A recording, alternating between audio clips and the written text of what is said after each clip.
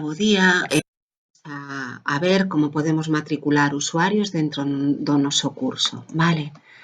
Teño aquí un curso de proba que está baleiro de momento, con un formato de temas, quero matricular usuarios no meu curso. O primeiro que teño que facer é localizar o bloque de administración e despregar a pestana de usuarios.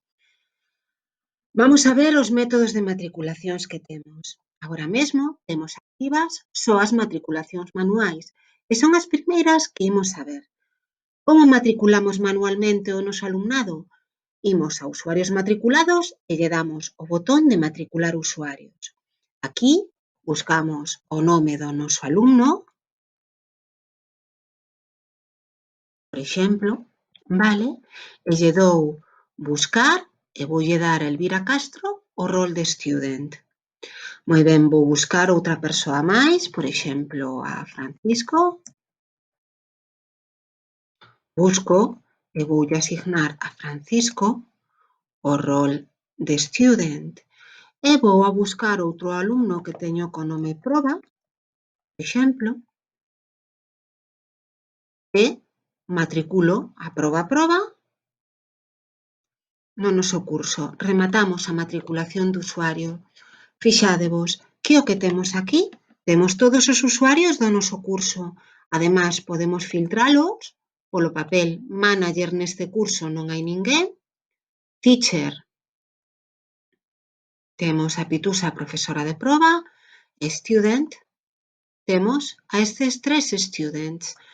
Se os queremos dar de baixa, moi sinxelo, con darlle a espiña, eliminamos os alumnos do noso curso. Vale? Eu agora vou eliminalos para poder matriculalos doutro xeito. No meu caso, que tipo de matrícula me interesa ver agora? Un tipo de matrícula que funciona moi ben cando estamos presencialmente cos alumnos nun aula de informática, é a automatriculación. Vale, fixádevos neste curso, a automatriculación student está desactivada. Teño que activala. De como? Dándolle o símbolo do ollo, está pechado, poñémolo aberto.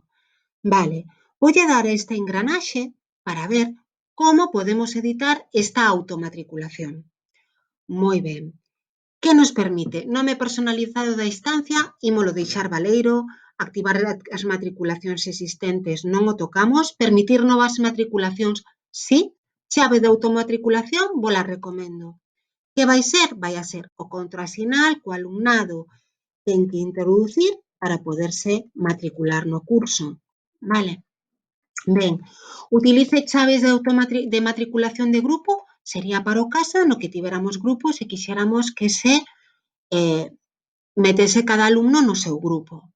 Non imos ver de momento, porque para matricular con grupos e con grupos completos hai outra forma máis sinxela, de acordo? Rol asignado predeterminado, student.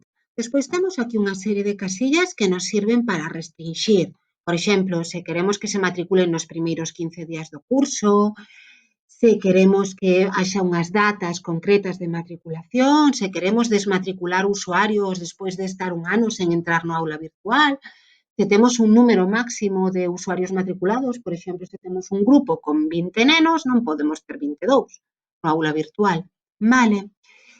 Penso que nada máis, podemos enviar unha mensaxe de benvida do curso ao noso alumnado.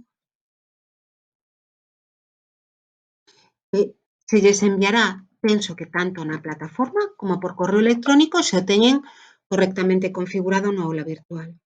Entón, imaginádevos, estou en Firefox, en outro navegador, por exemplo, entro no aula virtual do instituto cun usuario alumno que se chama proba, e vou a buscar curso onde estou facendo probas e fixádevos, pídeme ou ben a chave de convidado ou ben a chave de matriculación.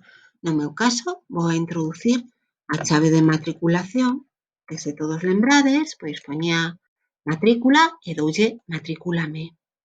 Agora mesmo xa estou dentro do curso proba. Vale? Bueno, todos os participantes hai Litusa, profesora de proba, e proba. Vale. Hasta aquí o que é a automatrícula e a matrícula manual.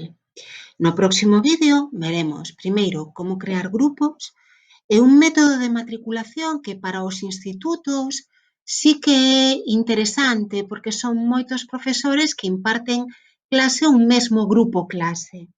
Para os CIPs ou os primarias xa non é tan interesante. Vale, vémonos. Un saúdo.